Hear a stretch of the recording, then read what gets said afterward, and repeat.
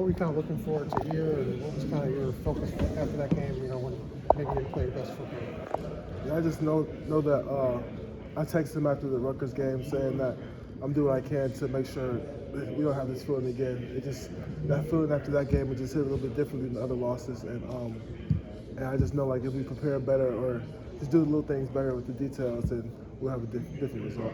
When you watched the film of your own performance, what did you feel that you fell short of? Just wasn't commanding the defense as well as I should have, as the linebacker should in our defense, and getting the guys where they need to go. And also for me, too many missed tackles in that game, and my eyes weren't in the right place all the time. So things like that I had to clean up. When you miss a tackle or a couple tackles in a game, what do you attribute that to? Just not playing your sharpest? Like what happens when in those moments where you miss those spots? Yeah, really for me, I just think I really need to focus on tackling, focus on wrapping up, getting the legs, lasso on the legs, and getting them down to the ground. When you mentioned that Rutgers loss not feeling, it felt different than some of the others, how long did it take you to get over that and kind of shake that feeling? Man, it definitely took a little while, really all week until coming to the next game to redeem myself after that.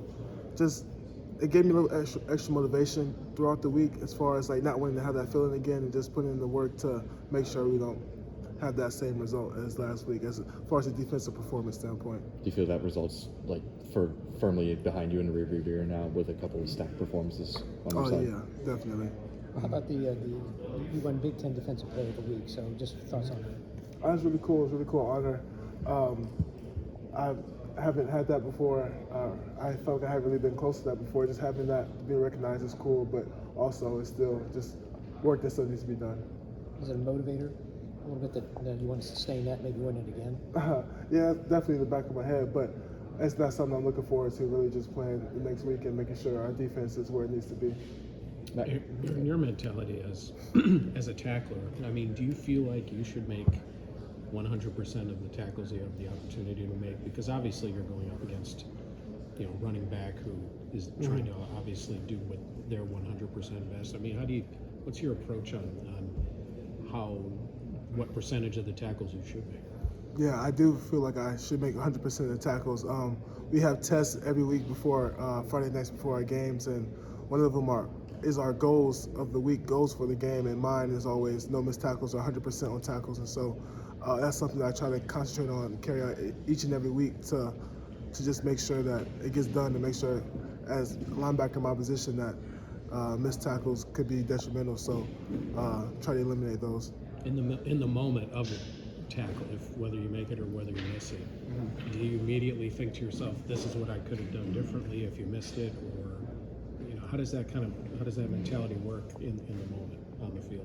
Do you ever feel like well, he did something, credit where credit's due, that kind of thing? Sometimes, definitely we have good backs in this in the Big Ten. So, but for me, I feel like 100% of the tackles should be made if I have that opportunity. So, as far as like noticing my base wasn't right or I didn't lead with the right foot or anything like that, didn't wrap up the legs well enough, it's definitely something that goes to my mind for like the next time. But just try to flush it and move on.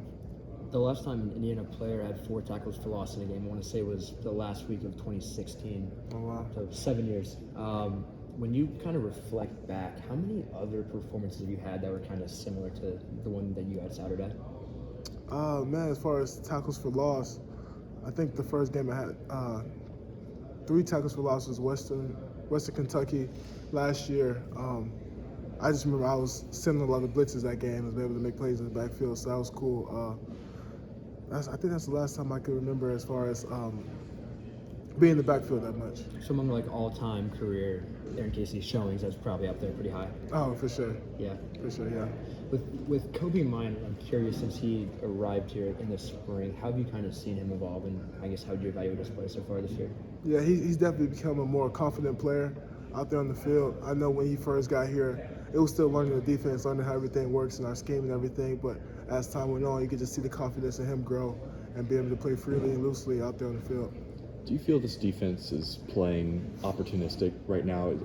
Both Allen and Guerrero both kind of talked about, not only realizing the opportunity that you have ahead of you guys, but kind of making your own breaks and creating your own energy, the ball finding you guys. Does it feel like you guys are playing with more energy down the stretch here? Yeah, like I said earlier, like, it's like increased urgency about our defense, about our team, and so taking that week to week from now on, going into these last 3 games, is definitely like a heightened level of energy, and we're definitely building upon that. So I asked you before